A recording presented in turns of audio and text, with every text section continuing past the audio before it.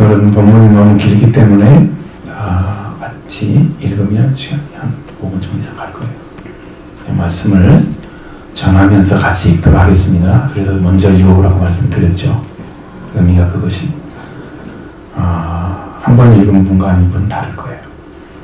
자, 이 말씀을 같이 나누면서 예수 그리스도의 만나러 왔던 두 사람의 모습을 통해서 여러분의 모습이 조명되기를 원합니다. 그리고 밝히 알려서 내가 지금 신앙은 어떤 자리에 서 있는지, 나는 어떤 신앙을 가야 되는지 깨닫게 되기를 간절히 바랍니다. 먼저 요한복음 19장 38절에서 42절의 말씀 안에 여러분들 그 본문 앞에 있죠. 보셔야 이 말씀이 연결이 되기 때문에 보도록 하겠습니다. 마리아와 네 사람 요셉은 예수의 제자이나 유대인은 두려워 그것을 숨기기도 하니 이르되 빌라도에게 예수의 시체를 가져가기를 구하매 빌라도가 허락하는지라 이에 가서 예수의 시체를 가져가니라. 이쪽에 예수께 밤에 찾아왔던 니고데모도 물약과 치명 섞은 것을 베드라쯤 가지고 온지라. 이 예수의 시체를 가져다가 유대인 장례법대로 그 향품과 함께 세마포로 쌌더라. 예수께서 십자가로 못 박히신 곳에 동산이 있고 동산 안에 아직 사람을 장사하는 지 없는 새 무덤이 있는지라. 이 말은 유대인의 눈비일이요 이 무덤이 가까운 거로 예수를 거기 두니라. 아멘. 이렇게 기록되어 있습니다. 예수님 시체를 달라고 구한 사람은 아리마대 요셉이었다. 예수님의 제자였습니다. 그때 사람들이 예수님의 제자라면 다 쫓아내죠. 출교시킵니다. 유대교에서 그러니까 두려워서 숨고 있었습니다. 예수님이 십자가에 못 박혀 돌아가신 후에는 돌변했습니다. 빌라도에 가서 예수님이 시체를 달라고 구할 정도로 당돌해졌습니다. 근데 그걸 또 빌라도가 허락해 줍니다. 아리마대과 니고데모도 몰약과 치명 섞은 것을 100리터쯤 가지고 와서 예수님이 유대인 방법대로 횡품과 사마포로 함께 싸서 사람을 장사하는 그 안은 새 무덤에 넣었다, 두었다라고 기록하고 있습니다. 십자가에 못 박힌 것은 새 동산에 있는 무덤이었다. 그러면 여러분 예전에 제가 말씀드렸던 그와 똑같은 것입니다. 예수님이 법궤를 찾았다고 그래도 잊어버린 법궤를 그 동산과 같은 것이 아닐까 싶어요. 예수님이 십자가에 못 박힌 것은 지금 가는 것이 아니래요. 그리고 굉장히 유명한 그 고고학자가 찾았던 곳이 있습니다. 그거였을 것이다. 근데 이 날이 중비일입니다. 중비일이라는 말은 안식일인데 절기가 있는 안식일은 큰 날이라고 생각합니다. 유대인들은. 그래서 중비일이라는 말을 써요. 유대인이 월절을 준비한다는 의미죠. 중비일이었다. 유대인은 중비일이었다. 그 무덤이 가까워서 거기서는 거기에 드도 좋았다. 그렇게 말했습니다. 이 니트라는 동은 12온스를 가리킵니다. 약 320g. 그러면 100리터쯤 되면 32kg 정도 되는 그렇게 많은 치명과 향품을 가지고 왔다. 그 얘기를 하고 있습니다. 근데 이 19장 25절에 보면 예수님의 십자가 옆에 오는 분 중에 막달라 마리아가 있습니다. 그렇죠? 그런데 막달라 마리아는 예수님께서 무덤에 묻히는 것을 알고 있었고 보았을 것이다. 그리고 안식일 첫날 일찍이 어두울 때에 막달라 마리아가 무덤에 와서 돌이 무덤에서 옮겨진 것을 보게 되었다는 겁니다. 자, 1절로 10절의 말씀을 같이 하겠습니다. 같이 읽겠습니다. 안식일 첫날 일찍이 아직 어두울 때에 막달라 마리아가 무덤에 와서 돌이 무덤에서 옮겨진 것을 보고 시몬 베드로와 예수께서 사랑하시는 그 다른 제자에게 달려가서 말하되 사람들이 전거를 무덤에서 가져다가 어디 두었는지 우리가 알지 못하였다 하니 베드로와 그 다른 제자가 나가서 무덤으로 갈새 둘이 같이 달린지라더니 그 다른 제자가 베드로보다 더 빨리 달려와서 무덤에 이르러 구부려 세마포 놓인 것을 보았으나 들어가지는 아니하였더니 시몬 베드로는 따라와서 무덤에 들어가 보니 세마포가 누웠고 또 그리고 머리를 쌌던 수건은 다른 사람과 함께 놓이지 않고 딴 곳에 갔던 대로 놓여 있더라. 그때야 무덤에 갔던 또 다른 제자도 들어가 보고 있더라. 그들은 성경이 그가 죽은 자 가운데서 다시 살아나야 하리라 지금 말씀을 아직 알지 못하더라. 이 두 제자 자기들의 집으로 돌아가니라. 아멘. 예수님 십자가에 못 박힌 날은 성금요일이라고 합니다. 그날 제9시 오후 3시경이죠. 그때 예수님이 돌아가시는 거죠. 그리고 6시부터 안식이 됩니다. 거기는 저녁이 되면 아침이 되니까 이렇게 나가니까요. 저녁부터 들어갈 시간이 유대인들의 시간들은 우리는 12시가 땡 돼야 들어가잖아요. 그거 상관없어요. 거기는 6시간 앞에 들어가요. 우리보다. 그러니까 그날 저녁 6시부터 안식일입니다. 그리고 그날이 지나고 그 다음 날이 되려면 안식일날 오후 6시 되면 그 다음 날 되죠. 그 다음 날 새벽 안식 후 3일 새벽에 있으니까 아침 어두울 때니까 새벽이죠. 무덤에 알달라 마리아가 왔는데 도인이 무덤에 옮겨진 것을 보았다. 그녀는요 엄청 충격을 받은 거예요. 왜 충격일까요? 예수님 지금 무덤에 묻혀 계시야만 되는 거예요. 그러나 어떻게든 사람들 데리고들 대해서 무덤에 모셔가는 거예요. 근데 무덤을 열렸으면 안 계신다는 말이잖아요. 안 계신 확률이 높죠? 그러면 못 모셔가잖아요. 놀라버린 거죠. 그래서 충격이 너무 커서 그녀는 무엇을 생각하면서 시몬과 예수님이 사랑하신 그 다른 제자에게 달려갔습니다. 예수님이 사랑하신 다른 제자는 요한이 자신을 드러내지 않게 하려고 쓰는 용어입니다. 그래서 다른 제자라고 하면 되죠. 사도 요한을 가리키고 있습니다. 막달라 마리아가 베드로와 다른 제자에게 사람들이 주님을 무덤에서 가져다가 어디 두는지 알지 못하겠다라고 말했습니다. 여기 마리아와 예수님은 사람들이 주님을 가져다가 두는 일만 있었습니다. 그 주님 어디 계셔야만 된다는 거죠. 그 돌아가신 주님의 문제인 거예요 지금. 그 예수님의 부활의 관심이 바뀌었습니다. 그러나 예수라신 주님에 대해서 말씀을 읽지도 않고 모르고 있었던 것입니다. 그는 주님이 자신의 죄를 위해 죽으시어 오신 것은 알았지만 자신을 위해서 부활하신 그 주님을 알지 못하고 있었던 거죠. 여러분 진리가 너무 달라요. 베드로와 다른 제자가 나가서 둘이 무덤을 향해 달리기 시작했습니다. 그 다른 제자가 베드로보다 더 빨리 달려가서 무덤에 도착했죠. 무덤에 들어가보고 생각보 놓인 것도 봤지만 들어가지는 않았습니다. 무덤에 들어가는 것은 무엇을 의미할까요? 무덤에 계셔야 할 주님을 찾을 때 무덤에 들어가도 없는 부분이 되잖아요. 그럼 안 들어가도 되는 거예요. 그거였어요. 무덤에 한번 들어갔을 때 생각보다 너무 본데 주님이 계셨기 때문에 마리아가 말했던 말의 진리를 파악할 수 있었습니다. 그 다음 예수님께서 그 용서를 주지 않으시고 세마포가 놓인 것을 보았으면 첫 번째로 무슨 생각이 들까요?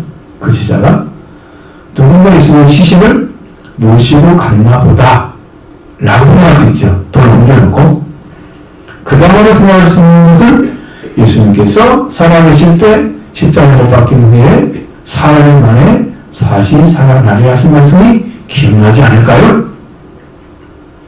세 번이나 얘기했는데 그런 다른 제자가 그 말씀을 보니 전혀 그렇지 않았음을 알 수 있습니다. 그런 막달라 마리아와 같이 예수님 시신이 없다는 것만 알았지 예수님의 부활을 생각하지 못했다는 사실을 거기서 알게 됩니다.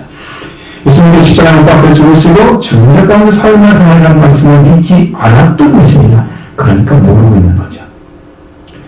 믿음이 없으면 모르는 거고요. 믿음이 있으면 아는 거예요.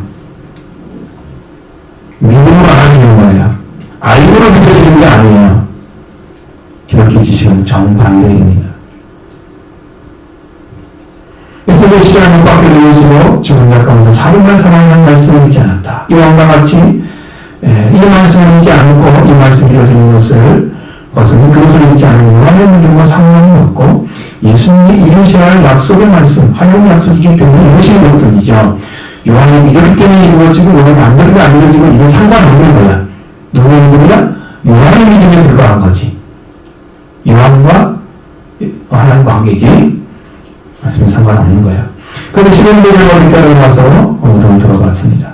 세마가 놓였고 또 머리를 잡던 수건은 세마와 함께 놓이지 않고 다른 곳에 쌌던 배로 모양이 내려 있었다는 거죠. 쌌던 배로 놓여 있었다. 둥그렇게 있었다는 거죠. 베드로가 무덤에 들어가 보았고 분명히 알 수 있는 것은 그곳에 마리아가 말했던 것처럼 주님의 시신은 보이지 않았다는 것입니다. 베드로는 들어갔을 때 다른 집에 들어가 보고 믿었습니다. 무엇을 믿었을까요? 그곳에 예수님의 시신이 계시 않았다는 것을 믿었던 것입니다. 마리아가 그때 어둠이 와서 어둠이 열려있어 들어갔고 시몬 예수님께 사람에서 말했던 것처럼 사람들이 주님을 무덤에서 가져다가 어디서 주님을 알지 못하겠노라. 그 사실을 확인했죠? 그리고 그것을 믿었습니다. 분명히 믿음이 사람의 말에 근거되면 안 됩니다. 하나님의 말씀에 근거돼야 믿음입니다. 하나님의 말씀을 믿지 않으면 믿음이 아니에요. 많은 사람들이 중간에 따라 어디다 들었는지 모르겠다 이 말이 믿었다고 했잖아요. 그러니까 믿음이 아니에요. 이것은요. 사실을 확인한 것 뿐입니다. 그 믿음이 좀 상태가. 자, 그러나 저희들이 지금까지 필요한 것은 말씀에 대한 믿음이었습니다. 그 전실적인 두려움을 위해서 그들은 믿음을 가질 수 없을 수 있었습니다. 주님의 선생이신 예수님이 십자가에 못 박혀 돌아가신 거예요. 그들은 기둥에 쌓여진 집처럼 그런 영적 상태일 수 있습니다. 오직 예수님을 기대하고 있었던 그들, 예수님이 사라져버린 거예요. 예수님의 제자들의 마음은 마치 사막과 같았을 것입니다. 그리고 현실의 벽에 부딪혔습니다. 그들은 믿기 어려웠을 것이라고 생각합니다. 그분의 막달라 마리아 말을 들은 두 제자가 부담을 하였을 때 확실하게 마리아 말한 대로 예수님을 주님을 집단에서 가져갔다. 어디가 두는지 알지 못하는 말을 확인하고 있었지만 구절의 말씀을 뭐라고 얘기합니까? 그들은 성경에 그가 죽은 자 가운데서 다시 살아나리라 하신 말씀을 아직 알지 못하더라. 알지 못하는 말은 무슨 말이라요? 믿지 않았다는 얘기입니다. 믿지 않아서 알지 못한 것입니다. 믿음이 없는 상태로는요, 말씀이 정보가 됩니다. 그냥. 믿어지면 말씀이 알아집니다. 그리고 쑥쑥 들어오죠? 그 말씀이 내 안에서 살아있는 말씀으로 딱 영향시키게 됩니다. 구절의 말씀에서 베드로 요한이 그 죽은 사람이 다시 살아나는 말씀을 아직 모르고 있었다. 제자들은 예수님이 다시 당할 그날에 대해서 예수님의 죽음을 예루살렘에서 모시면서 3번이나 내가 죽은 자 가운데서 부활할 것이라고 말씀하셨는데 그 말씀을 믿지 않았다는 것입니다. 참 믿음은 어렵습니다. 어렵습니다. 맞습니다. 아직 모르고 있었다. 이 말씀이 마음에서 믿어지지 않았다는 사실입니다. 이 놀랄 수밖에 없습니다. 베드로는 3년 동안 다른 제자와 함께 예수님과 함께 있었습니다. 그런데 10년 가운데 말씀에 대한 믿음이 없었다는 거예요. 점점 더 말씀을 들었으면 더 깊어졌을 것 같은데 처음 듣고 나는데 점점 예수님과 함께 들으면 그럴 것 같잖아요. 그 생각이면 근데 그게 안 된다는 거예요. 왜 안 될까요? 그게 믿음이 존재하지 않는 말씀을 들어도 믿어지지 않는 신령 상태가 있었다. 여러분 베드로는 어땠어요? 억지 같은 충성심으로 예수님 죽은 대로 나도 같이 가고 감옥에 갈 때 나도 같이 가고 이랬죠? 말씀을 전하는 것도 아니고 자기 중심적인 사고에서 벗어나지 않는 충성심을 보이는 것입니다.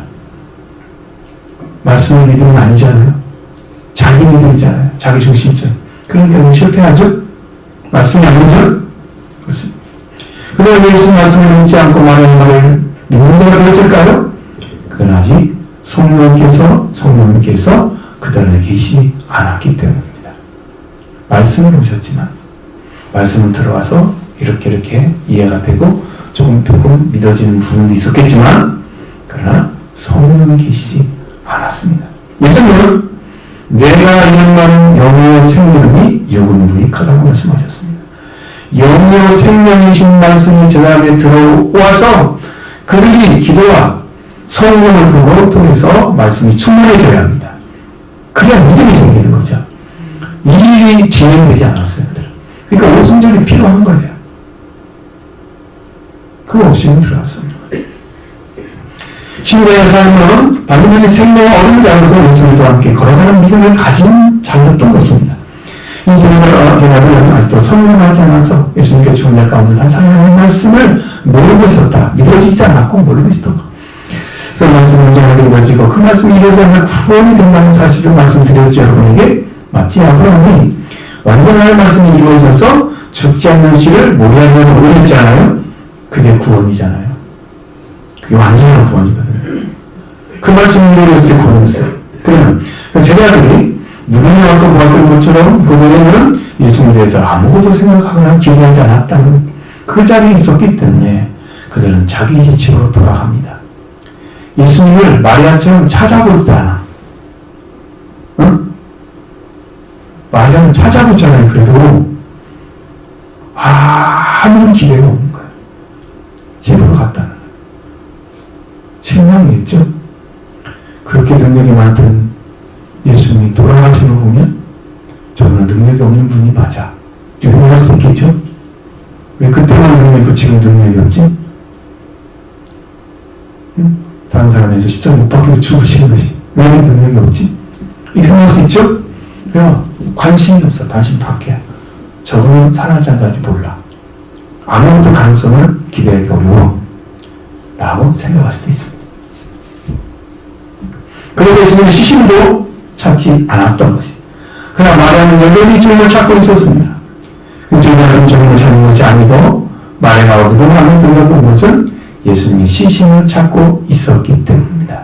자, 11절 14절 말씀 같이 봅니다. 마리아는 무덤 밖에 서서 울고 있더니 울면서 고구려와 무덤 안에 들어가 보니 흰옷 입은 두 천사가 예수의 시체에 누웠던 곳에 하나는 머리편에 하나는 발편에 앉았더라. 천사들이 이르되 여자여 어찌하여 웃느냐? 이르되 사람들이 내 주님을 옮겨다가 어디 두었는지 네가 알지 못하느냐이다. 이 말을 배로하고 들켜 예수께서 서 계신 것을 보았으나 예수이신 줄은 알지 못하더라. 아멘. 이제 저 제자가 자기가 돌아간 뒤에 여전히 마리아는 무덤 밖에서 서서 울고 있었다. 왜 슬퍼하는지 말씀드렸죠? 예수님이 시신이 이미 돌에 옮겨지고 없어진 거예요. 사람이 다 가져갔다 생각하는 거지. 부활됐다 생각 안 하지. 무덤에 들어가는 마리아를 본 천사들이 이렇게 물었습니다. 여자여 어찌하여 오느냐. 그러니까 똑같이 사람들이 내 주님 어디서 옮겼는지 내가 알지 못합니다. 앞에서는 우리가 알지 못합니다.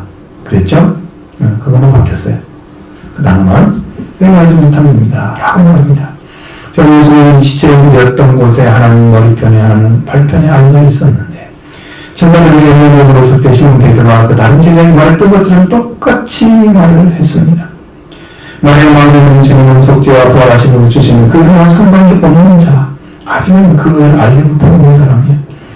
오히려 주님께서 어디 두었는지에 대해서만 관심이 있는 거예요. 그래서 주님이 없으니까 울고 있는 거예요. 그 주님을 잡고 있는 거예요. 시신을. 저도 주님을 똑같은 대답을 하고 있는 그러나 마리아는 어떨 때든지 사람들이 주님을 보다가 어디 두었는지 내가 알지 못하는 사실 하나에 매여 있었다는 사실입니다. 자, 14절 말씀을 보면 이 말을 하고 뒤를 돌이켜 예수께서 서 계신 것을 보았으나 예수이신 줄은 알지 못하더라고 기록하고 있습니다. 보라신 주님께서 마리아 뒤에 서 계셨는데 마리아는 천사의 말함대에 예수는 돌이켜서 주님께서 서 계신 걸 보고 가게 됐습니다. 그래서 주님이신 것을 알지 못하겠다는 거예요. 저는 주님 가운데에서 사랑하시고 하신 말씀을 알지 못하고 있었고 마리아는 예수님께 서 계시는데도 예수님이신 줄 알지 못하고 있었다는 거예요. 너무 정말 대조적이잖아요. 대조적이죠. 이렇게 되면 안 되죠. 잘 보셔야 돼요. 하나님께서 이렇게 관찰을 해주기 때문에 아는 거예요. 이 말씀을 정확하게. 이 번에 대해서는 알지 못한다는 것은 죽은 자 건자 살아나게 하신 말씀을 믿지 않았기 때문에 알지 못했던 것입니다. 나의 마음대로 죽은 자 건자 살아나게 하신 말씀이 믿어지기를 축원합니다. 확실하게 믿어집니다. 말씀이 믿어져야 여러분의 영적인 이제 속죄와 부활이 이루어지고 여러분이 구원을 받게 됩니다. 그 역사가 여러분이 일어나기를 원합니다. 말씀이 믿어지면 알아지는데 그 말로는 참 지식입니다. 그것을 믿음으로 얻었기 때문에 완전한 것입니다. 그런지 아들은 그것을 몰랐고 막달라 마리아는 지금 자신의 뒤에 서 계신 예수를 보고도 그가 예수님인 줄 알지 못했기 때문에 그 예수님의 주관은 전혀 알지 못한 채 주님의 시신을 매여 있었다는 것이 분명해졌습니다. 그렇기 때문에 눈이 열리지 않았다는 거죠. 죽은 자 가운데 다시 살아나게 하신 말씀이 모든 것이 우리에게 필요하고 우리를 위해서 부활하신 예수 그리스도이심을 믿음으로 보는 눈이 열어져야 합니다. 이 눈이 안 열린다는 것은요, 아직 부활이 없다는 얘기합니다. 부활이 있으면 영이 눈이 열립니다. 그때부터 하나님의 아들이 되는 거예요. 여러분이 요한일서의 말씀 드렸잖아요. 거기에 아이들아 그러면서 내가 아버지를 알았으며 그 말씀 드렸죠? 태어났기 때문에 누가 태어났기 때문에 알았다는 거죠? 그거 똑같아요. 진리는 다 하나예요. 자, 그래서 여러분 우리가 하나님께 가까이 가려고 하면 하나님을 보는 자가 누구라고 써 있습니까? 팔복에 마음이 청결한 자. 마음이 청결한 사람. 순결한 사람은 하나님을 볼 것이요. 이제 하나님을 보는 것도요, 이게 말씀을 보는 거예요. 제가 경험으로는 말씀을 보는 거예요. 어떤 사람은 천사를 만나고 하나님 봤다고 얘기하는 사람도 있어요. 여러분, 제 마누라는 사람, 그 삼손의 아버지 마누아라는 사람이 있잖아요. 거기 만나보잖아요. 우리 하나님 봤더니 죽을 것이다 그러잖아요. 사사기에서 천사를 보고 하나님 봤다고 얘기합니다. 그런 경우도 있고. 근데 제가 경우는 말씀이 보여요. 말씀이 영어로. 거듭나야 하니까 눈이 깨끗해지죠? 그렇습니다. 자, 부활을 예수님까지 이끄는 말하는 예수님께 물었습니다. 15절로 18절 말씀 보십니다. 예수께서 이르시되 여자여 어찌하여 의인이나 누구를 찾느냐 하시니 마리아는 그가 동산지기인 줄 알고 주여 당신이 옮겨갔거든 어디서 있는지 내게 이르소서. 그래하니 내가 가져가리이다. 예수께서 마리아의 하시거늘 마리아가 돌이켜 우리 말로 나보니 하니 이는 선생이 하는 말이다. 예수께서 이르시되 나를 붙들지 말라. 내가 아직 아버지께로 올라가지 아니하여 난 내 형제들에게 가서 내가 내 아버지 곧 너의 아버지 내 하나님 곧 너의 하나님께로 올라간다 하라 하시니 막달라 마리아가 가서 제자들에게 그 연주를 보았다 하고 주께서 자기의 신 이렇게 말씀하셨다 이르니라. 아멘. 예수님께서 마리아에게 물었습니다. 어찌하여 여자여 어찌하여 오며 누구를 찾느냐. 마리아가 그가 누구신 줄 알지 못해서 뭐라고 생각했습니까? 동산지기인 줄 알았다 라고 했습니다. 동산지기는 정원과 동산의 관리인입니다. 그녀는 그를 동산을 관리하거나 지키는 사람으로 생각을 했다. 사실은 자신의 뒤에 계신 그 분이 누군지를 몰랐기 때문에 빚어진 에피소드입니다.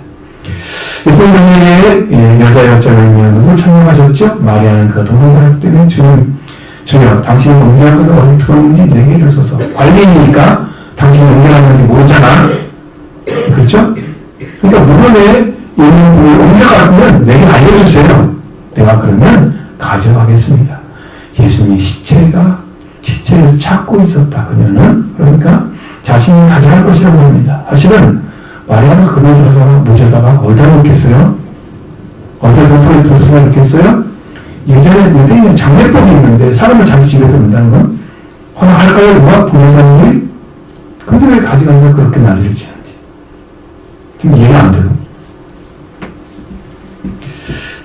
그때 16절에 예수님께서 마리아라고 불렀습니다. 마리아를 보면서 라보니라고 했습니다. 선생이라는 말이었죠. 라보니 원어에서는요, 나의 주인, 나의 선생님이라는 뜻입니다. 그러니까 마리아는 예수님 마리아야라고 불렀을 때 그 음성을 듣고 뒤돌아보면서 예수님은 나의 선생님이라고 불렀던 거예요. 그녀는 눈으로는 볼 수 없었지만 마리아라고 부르시는 주의 음성은 듣고 알아보았다라는 거예요. 마리아 부르는 주의 음성은 그녀에게 들려왔습니다. 그러나 뒤에 계신 예수님은 눈으로 보아도 알지 못했고 그 귀로 들었을 때 음성을 알아보았고 나의 설명을 불렀다는 거죠. 이런 경우가 많이 있다 하는 것입니다. 눈으로 볼 수 있지만 귀는 볼 수 없지만 귀로 음성을 듣는 신앙이 있다는 거예요. 눈으로 볼 수가 없어요. 근데 귀로는 들려요. 여러분 귀가 하늘에 갔으면 귀로 들리겠죠? 눈이 열리는 게 뭐로 태어난 사람이에요. 신성. 그리고 영적으로 태어나서 성장한 사람들. 여러분 이거 보시면 됩니다. 욥기 42장 5절에 이렇게 기록이 되어 있습니다. 욥이 하나님께 고백했는데 회개한 후에 권 고백입니다. 욥기 42장 5절에 내가 주께 대하여 귀로 듣기만 하였사오나 이제는 눈으로 주를 배움나이다. 욥이 회개하기 전에는 주님께 대하여 귀로 듣기만 했다 하는 것입니다.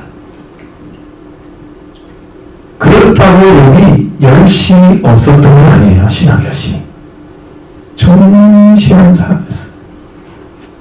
욥은 회개가 없었던 거예요. 회개가 없었던 거예요. 뜨거운 열심은 있었습니다. 뜨거운 신앙이었습니다. 그는 귀한 손길을 들었지만 회개가 없었기 때문에 죄를 뒤집어 쓰고 하나님께 눈을 꽂는 회개에 일어난 다음에 이제는 눈으로 주를 배운나이다 라고 고백을 했습니다. 완전히 다르죠? 여러분 회개하기 전에는요 주님이 안 보여요. 왜 안 보는지 아세요? 말씀이 안 믿어지기 때문입니다. 듣긴 듣는데 따라가긴 해요.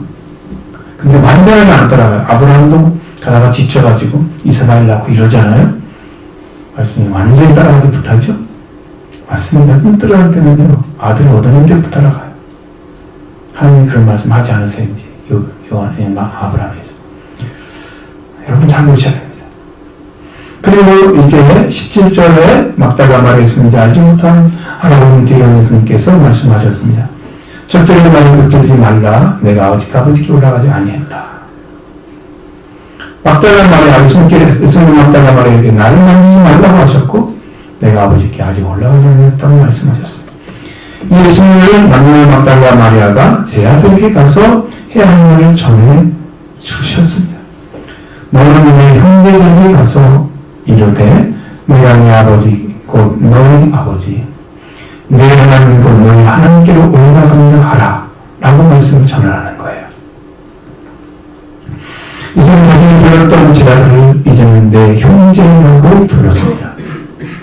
내 형제에게 가라고 막다가 마리아에게 말씀하신 것은 보면서 말씀하신 예수님이 내 아버지 내가 내 아버지 곧 너희 아버지 네 하나님 곧 너희 하나님께 올라간다 하라고 말씀해 주셨습니다. 예수님 정한 걸 아버지라고 불렀으면 내 아버지라고 제자들은 너희 아버지라고 불렀습니다. 뭐가 됐습니까? 예수님은 부활은 제자들을 예수님의 형제로 부활시킨 것입니다. 이거 믿으시기 바랍니다.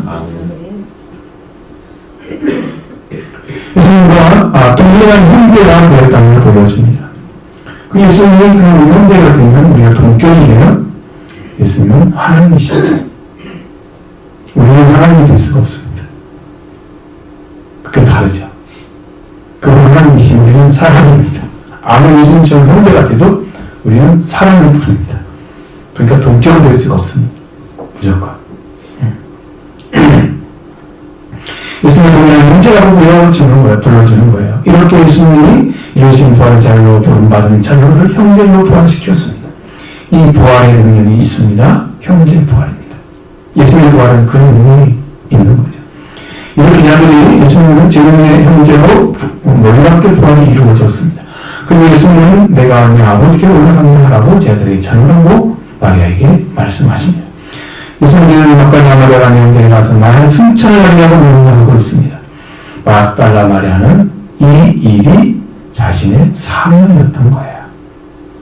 제자들에게 알려주는 거. 그겁니다.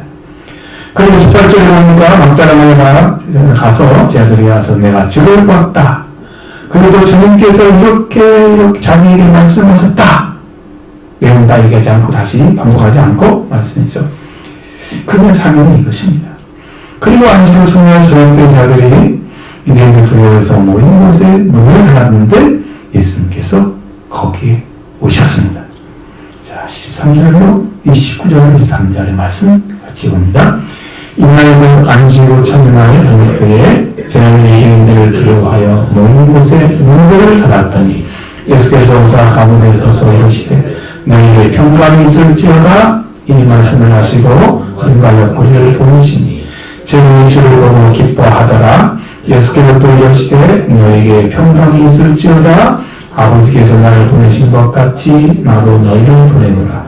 이 말씀을 하시고 그를 향하여 숨을 내쉬며 이르시되 성령을 받으라. 너희가 누구의 죄든지 사하면 사하질 것이요 누구의 죄든지 그대로 두면 그대로 있으리라 하시니라. 아멘. 이거 엄청난 사명인데요. 저의 사명은 이 죄사함을 주는 사명이에요. 죄사함을 주는 회개가 그의 이름으로 죄사함을 주는 회개가 예수로부터 온 세상이 전파될 것이 기록되었으니. 그죠? 그렇기 때문에 죄사를 받게 하는 게 사명이에요.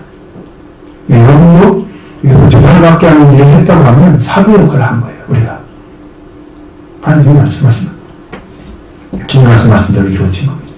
예수님 첫날 안식 2월절 후 안식 이후 첫날입니다. 그러니까 예수님께서 부활하신 그날 첫날 저녁에 제자들이 유대인들을 두려워해서 문을 닫고 모여 있었다랍니다.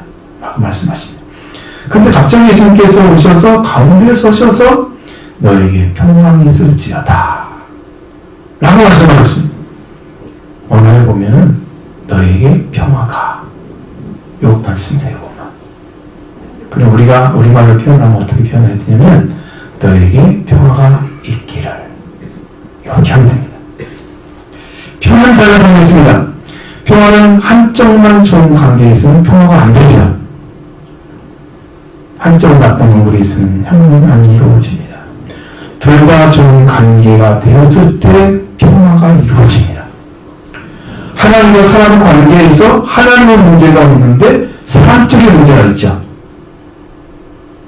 그래서 예수님이 평화를 주러 오신 것입니다. 평화가 되어주신 것입니다. 그리고 평화를 이루는 자가 되었을 때 평화가 되셨습니다. 그리고 사람 쪽에 평화를 이루셔서 그 평화를 제자들에게 주어오신 거예요. 너에게 평화가 있기를. 할렐루야. 이 말씀이 여러분 이해가 된다면 놀라운 축복입니다.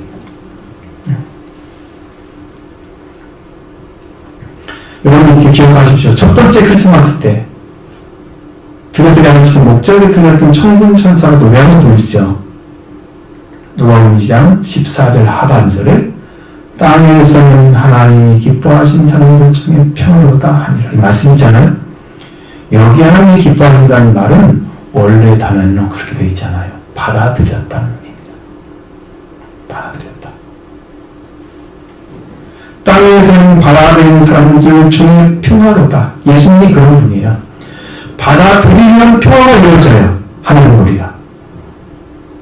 예수님 없으면 여러분 화해자가 없기 때문에 평화가 안 이루어져요. 하나님과. 그 여러분 늘 불화와 관계에 있는 거예요. 요즘 학생 하는 게 아무리 기도해도 하나님 응답할 수가 없어. 예수님 안 가면. 평화 관계가 아닌데 누가 들어줘요? 다 막고 있잖아요. 사탄이. 그러니까 예수 그리스도를 받아들이는 사람에게는 평화입니다. 이 말씀은 똑같죠? 똑같습니다.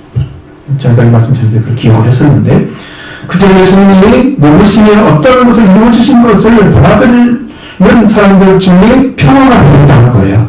예수님 받아들이면. 바로 여러분들께서 예수님을 예수 그리스도를 받아들이고 기뻐했잖아.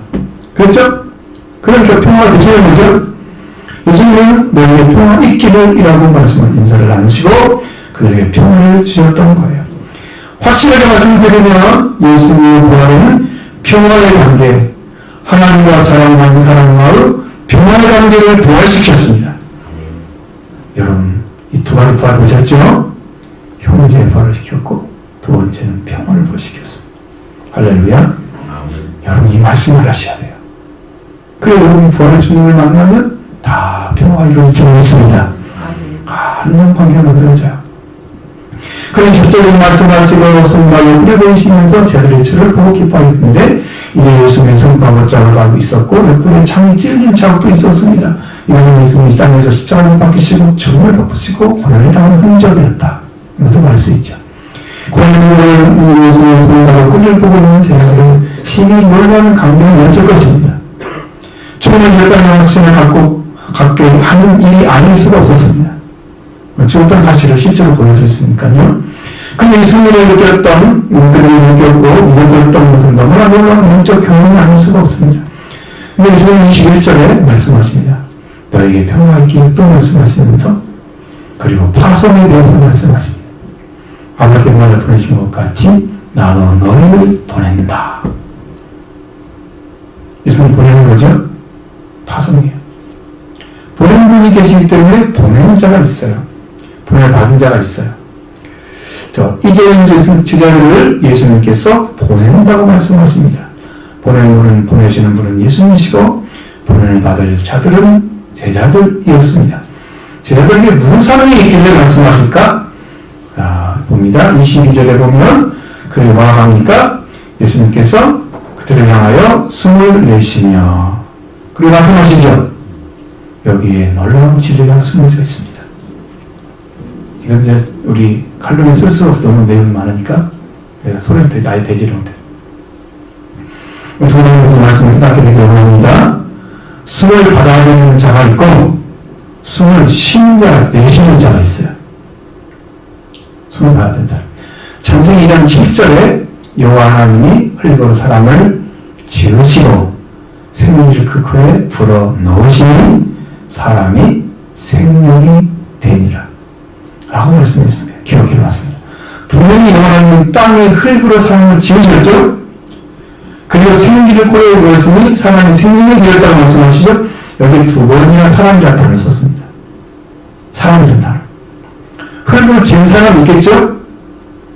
그 다음에 하나님께서 그대로 사람이라고 하죠. 그 다음에 생기를 코에 불어넣은 사람이 생명이 되었다고 말씀합니다.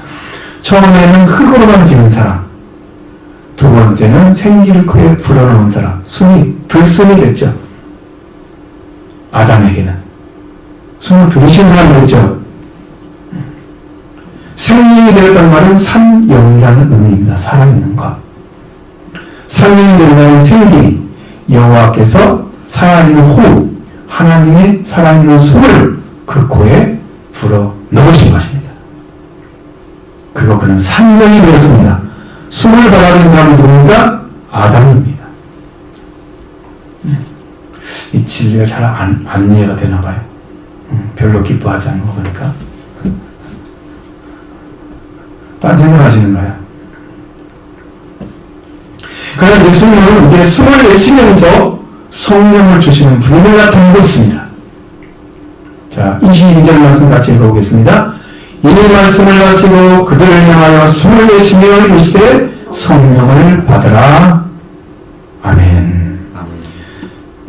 예수님은 숨을 내쉬며 성령을 주시는 분이잖아요. 저 사람 아담은 숨을 받아들이는 생명이 되었잖아요. 둘째 아담은 숨을 내쉬며 성령을 주시는 살리는 영이 되신 거예요.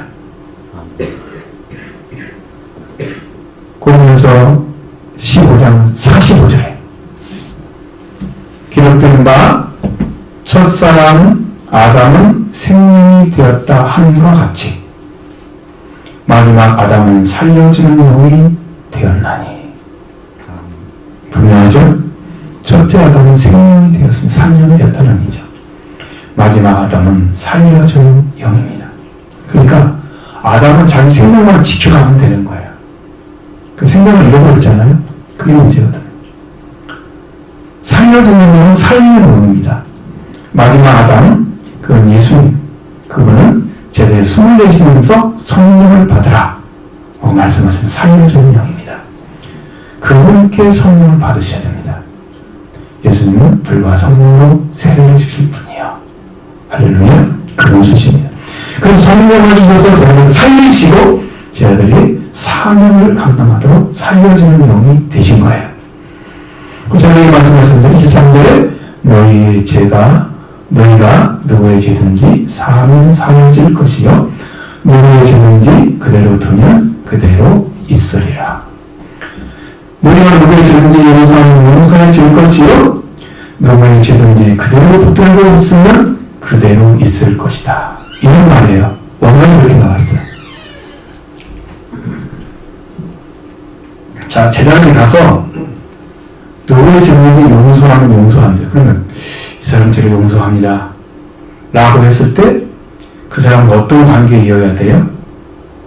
신뢰 관계. 예수님을 믿는 것처럼 그분도 하나님의 사람으로 받아들였을 때 그게 가능해지는 거예요. 가능해지는 거예요. 사도가 전체 정권을 가진 자는 아니지만 예수님처럼 똑같지 않지만 그냥 죄를 사하는 권한을 주었잖아요. 그걸 신뢰해 줘야 된단 말이에요. 그것까지는. 근데 하다 보니까 주신 권한인데 누구의 죄든지 그대로 붙들고 있으면 나 죄 사함 못 준다. 줄 수 없는 상태에 있어. 믿음이 없어. 그러면 그 죄가 그대로 있습니다. 사도가 가도 해결이 안 되는 거예요. 믿음의 사람이 가도 해결이 안 되는 거예요. 예수님이 가도 해결이 안 되는 거예요. 믿지 않으니까 지옥에 가는 사람이 있잖아요. 예수님이 안 계셔서 그런 게 아니에요. 지금도 계시는데 몰라서 그러는 거예요. 누구든지 그대로 있으면 그대로 있을 것이다. 붙들고 있으면 우리가 죄 용서를 받아야 하지 않습니까? 여러분들은 어떻게 죄 용서를 받아야 됩니까? 죄 용서를 받는 길을 찾아야 되지 않겠습니까? 여러분들 제가 있잖아요. 죄 용서를 받아야 합니다. 용서를 받기 위해서 여러분 절대적으로 그걸 위해서 기도하시기 바랍니다. 절대적 말씀 신뢰를 가지고 죄의 용서를 받는 기도를 드리시기 바랍니다. 여기에서 주님 만나주실 거예요. 그래서 정도를 통해서 만약에 저한테 그런 권한을 행하게 하시면 여러분에게 행할 겁니다. 믿음 안 주시는 거 못하죠? 내가 이런 사람에게 해. 그렇게 하는 게 아니고 주님 이제 주시죠. 믿음을 주시죠. 사도 바울이 말씀을 전할 때에 딱 누구입니까? 구원받을 만한 믿음이 있는 것을 보였습니다. 그렇죠? 그에게 말씀을 전해서 구원을 시켰습니다. 믿음 있는 사람 누구나 가서 죄사함을 주노라 그러면 사라지는 게 아니에요. 응? 되죠? 자, 여러분 절대적인 신뢰가 필요합니다. 그런 믿음 가지기 바랍니다. 이제 동안되게 말씀하겠습니다. 기도를 걸리는 동안은 예수님께로 오실 때에 함께 있지 아니했습니다. 24절로 29절의 말씀입니다. 열두 제자 중에 하나로서 디드모라 불리는 도마는 예수께서 오셨을 때에 함께 있지 아니한지라. 다른 제자들이 그에게 이르되 우리가 주를 보았노라 하니 도마가 이르되 내가 그의 손에 못자국을 보며 내 손가락을 그 못자국에 넣으며 내 손을 그 옆구리에 넣어보지 아니하고는 믿지 아니하겠노라 하니라. 여덟을 지나서 제자들이 다시 집 안에 있을 때에 도마가 함께 있고 문들이 닫혔는데 예수께서 오사 가운데 서서 이르시되 너희에게 평강이 있을지어다 하시고 도마에게 이르시되 네 손가락을 이리 내밀어 내 손을 보고 내 손을 내밀어 내 꼬리를 넣어보라. 그리하여 믿음이 없는 자가 되지 말고 믿는 자가 되라. 도마가 나빠 이르되 나의 주님이시여 나의 하나님이십니다. 예수께서 이르시되 너는 나를 본보느냐 보지 아니하고 믿는 자들은 복되도다 하시니라. 아멘. 디드모는요 쌍둥이라는 의미입니다. 특별한 의미가 아니고 쌍둥이. 디드모라는 말이 앞에 붙여놓은 것은 별명입니다. 별명.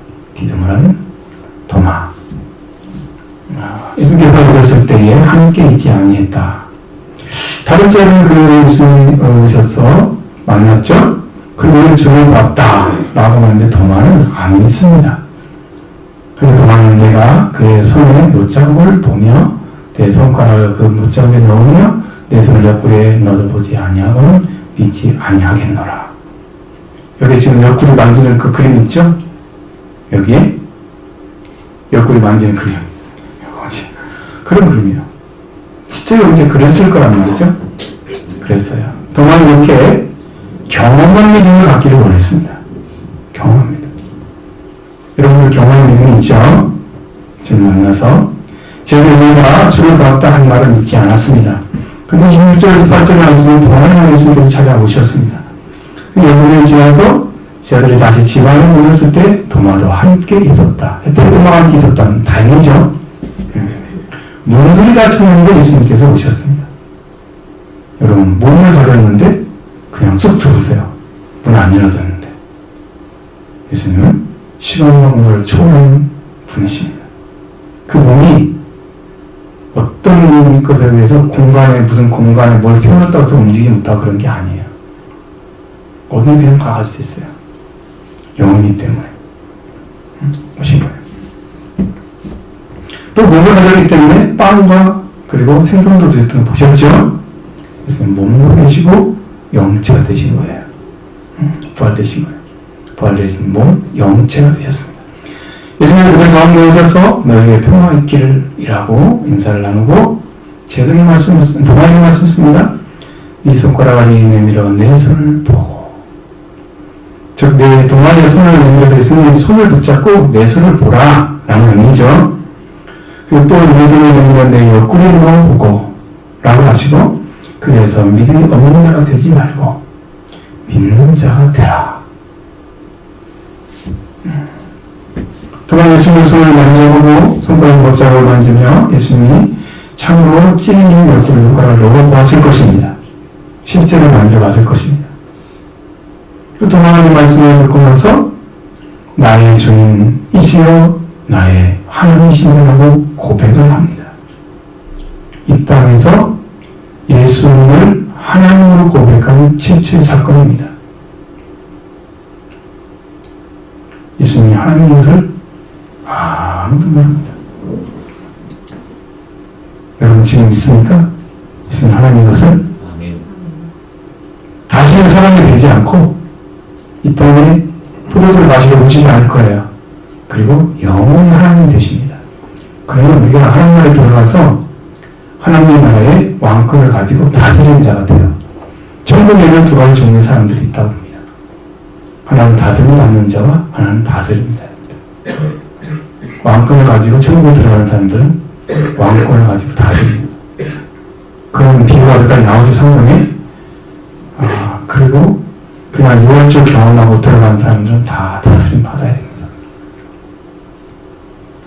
그래서 저희들이 여러분 그렇게 열심히 말씀드린 거예요.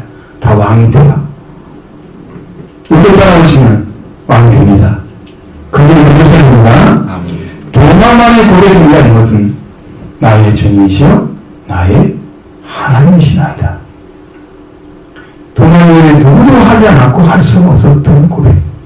예수님을 나의 하나님이라고 고백했습니다. 바로 예수님을 하나님으로 고백한 사람은 아무도 없습니다. 하나님을 발견한 도마, 그의 신앙은 분명히 탁월해질 것입니다. 아주 다른. 그는 처음에는 그는 페르시아에서 선교를 했습니다. 선교를 열심히 하다가 다시 인도로 들어갔죠.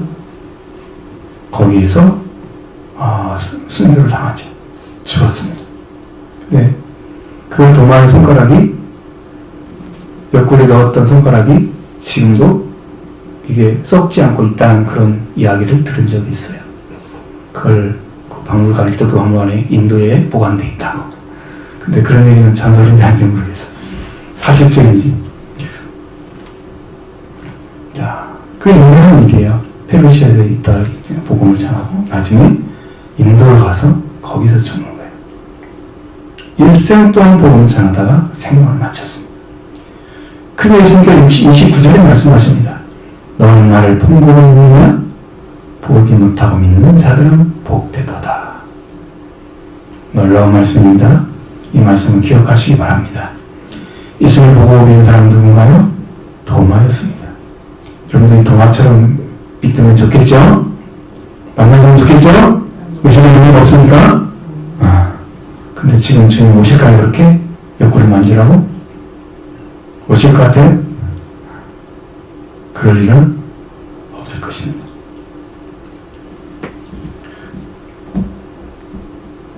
자, 제자들이 도마가 없을 때 예수님을 찾아왔고, 제자들이 우리가 주를 보았다고 했을 때 도마가 직접 만지고 경험하지 않고는 믿지 않겠다.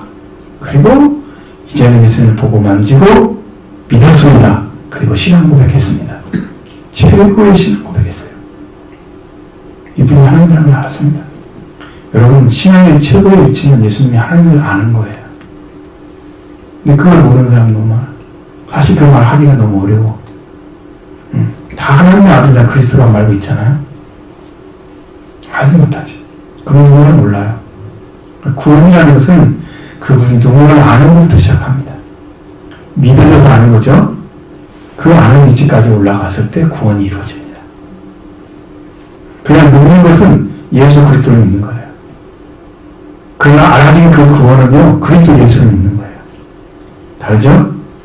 영적 위치입니다. 자, 보지 못하고, 예수님께서 보지 못하고 믿는 자들은 복되도라고 말씀하셨습니다. 이 말씀은 예수님을 승천하셨으니까 볼 수 없는 자들도 믿어야 되는데 마치 도마처럼 믿어야 된다는 거죠. 보지 않고도. 보고 믿는 사람도 멋있겠지만 보지 않고 믿는 사람은 그건 쉽지 않죠. 그렇습니다. 이제 저는요, 어떻게 오시냐 하면 성령으로 오십니다. 성령으로 오시는 거예요. 예수님 초림은 어떻게 오셨어요? 몸으로 오셨죠. 성령신 되셨죠. 실제로 있는 땅에. 여기서 좀 이렇게 반응이 있었는데 반응이 전혀 없어. 이러니까 내가 계속 물어보는 거예요. 예수님 오실 때 몸으로 오셨어요? 영으로 오셨어요? 육신으로 오셨습니다. 그래요. 몸으로 오셨죠? 오셨습니다. 그러니까 그렇게 오셨는데 지금 예수님이 재림하기 전에 그 말세가 된 이후로부터 예수님이 승천하고 난 다음부터 성령으로 오십니다. 지금 주님이. 예수님이 오셔도 지금 성령을 영접한 자들만 하나님의 영광의 나라에 들어갈 것입니다. 아멘. 지금 똑같아요. 그런데 사람들이 모른답니다. 영의 눈이 안 떴기 때문에 영을 모르는 거예요. 그건 누가를 모르는 거예요. 그러면 그건 누가 모르면 우리 있잖아요. 그럼 누가 알아야 있잖아요. 그게 문제인 거예요. 성경에서 항상 그렇게 말씀하세요. 예수님이 내가 누군지 모르는 너는 내 죄 가운데 망하리라 라고 말씀하셔요. 살아계실 때다. 그가 하나님의 보내는 독생자, 그가 그리스도 하나님의 아들, 그분이 내가 알지 못하면, 하나님 보낸 자를 알지 못하면 망한다고 했어요. 지금도 영으로 오셔서 내가 바로 그리스도다, 내가 나의 아들이다 라고 말씀해 주시는데, 그를 믿는 자가 돼서 영접한 자가 되어 하나님 아들 자녀가 되는 권세를 갖죠. 지금 영으로 오십니다. 그분을 알지 못하는 자 되면 안 되기 때문에. 여러분, 성령으로 예수님을 통해서 그를 믿는 자가 되면 보지 않고 믿는 자입니다. 그 사람이 복이 있다고 말씀하셨어요. 그를 알지 못하고 전에는 그렇게 깨닫지 못했어요. 저는 설교할 때 그렇게 하지 않았을 겁니다. 그냥 보지 않고 진짜로 보지 않고 믿는다고 생각을 했어요. 근데 안 믿어져요. 그렇게 믿는 믿음. 성령으로 가르치는 거야 믿어집니다. 성령으로 예수님을 믿는 자가 보지 않고 믿는 자입니다. 그러면 예수님이 돌아가는 것을 볼 수 없기 때문에 보지 않고 믿는 자가 복되다고 말씀해 주신 것입니다. 자, 성령을 아니하고 예수님을 주님으로 신할 수 없느니라. 고린도전서 10장 3절 하반절에 기록되어 있습니다. 예수님을 성령으로 아니하는 것은 주인 것을 몰라. 주인을 몰라. 그러니까 고백이 안 되는 거예요. 성령으로만 주인인 것이 알아져. 주인인 것이. 그리고 고백하는 거예요. 그러니까 성령이 아닌 고백은 여러분 여기서 배워가지고 예수님 여러분이 구주가 된 줄 믿습니다. 그럼 아멘. 그럼 당신 돈 받았습니다. 그러면 되겠어요? 응? 자기 고백을 한 거잖아요. 성령의 고백이 아니잖아요. 같지 않아요?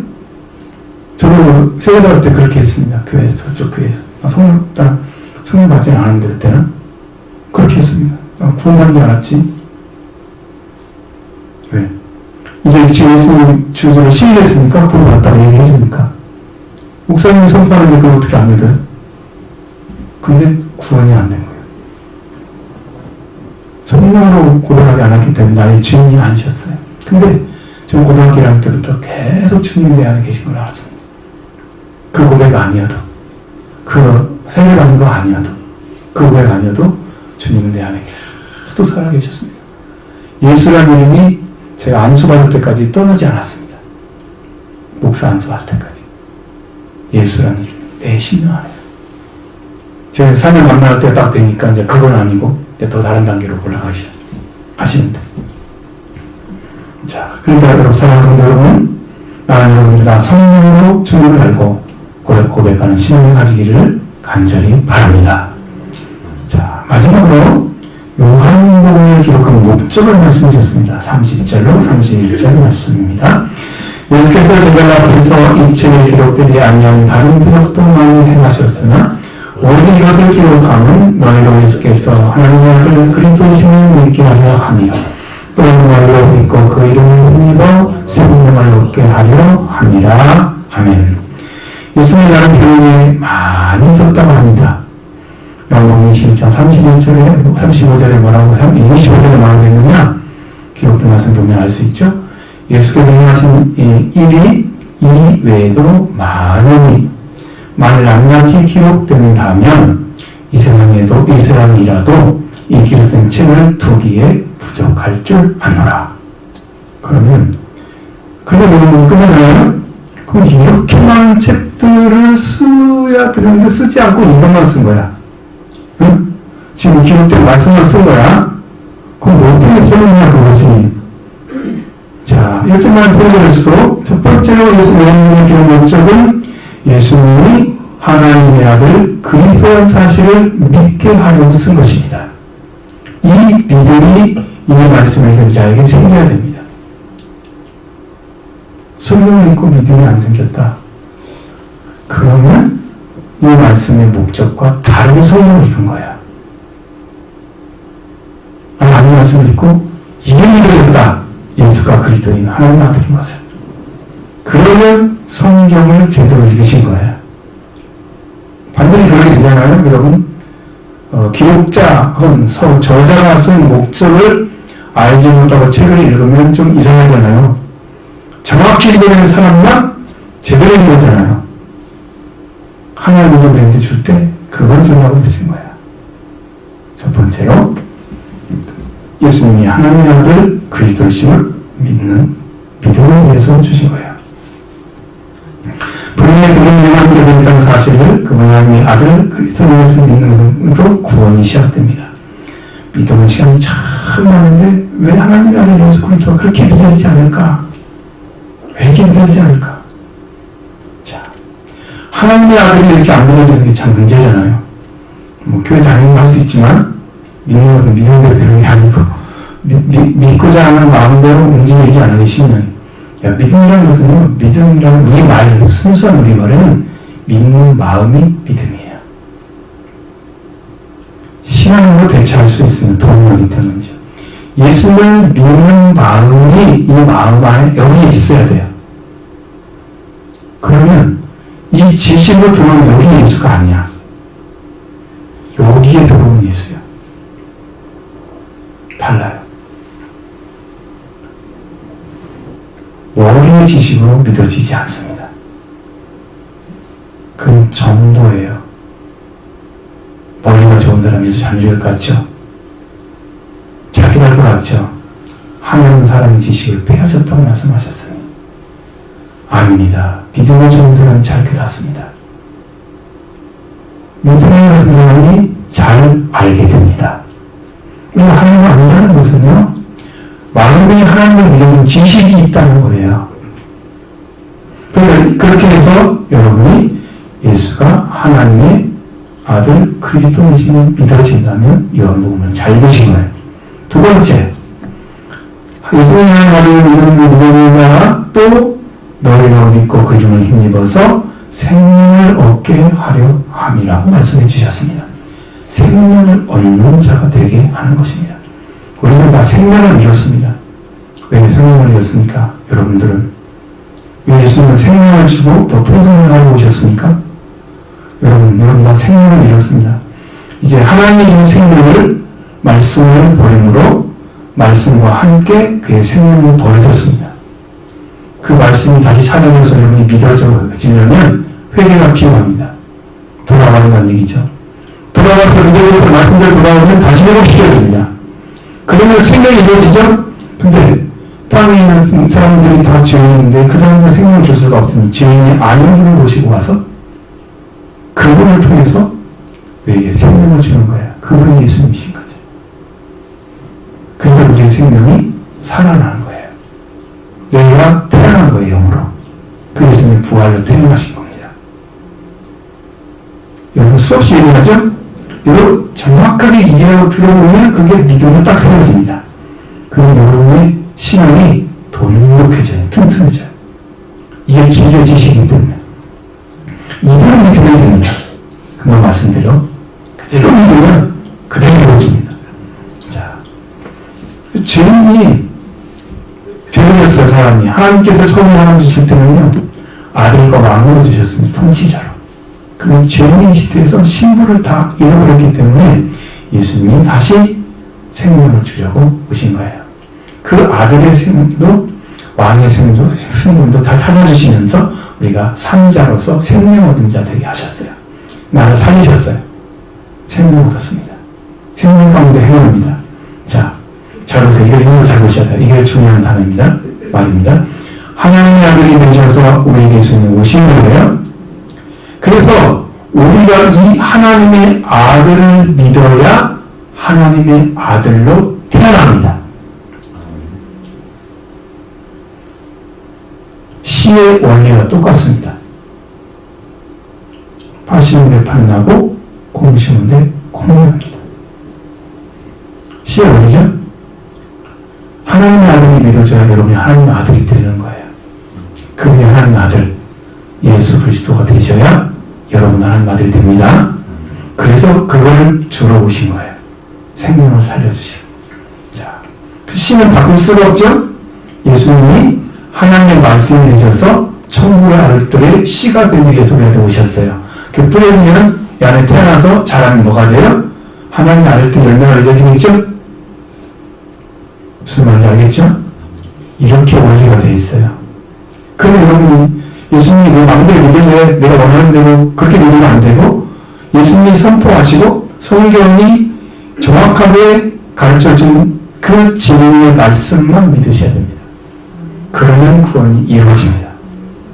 거기서 드세요. 이렇게 되는 거예요. 우리는 이름을 힘입어서 잃어버렸던 생명을 다시 얻은 자가 된 것입니다. 이렇게 하기 위해서 요한복음이 기록되어진 거예요. 우리가 예수를 만나기를 원했던 막달라 마리아 두 사람이죠. 그래 도망치는 잘 봤습니다. 여러분들이 이 말씀을 믿으니 잘 정리하시고 자신의 자리를 찾으시길 바랍니다. 네, 다 같이 기도드리겠습니다.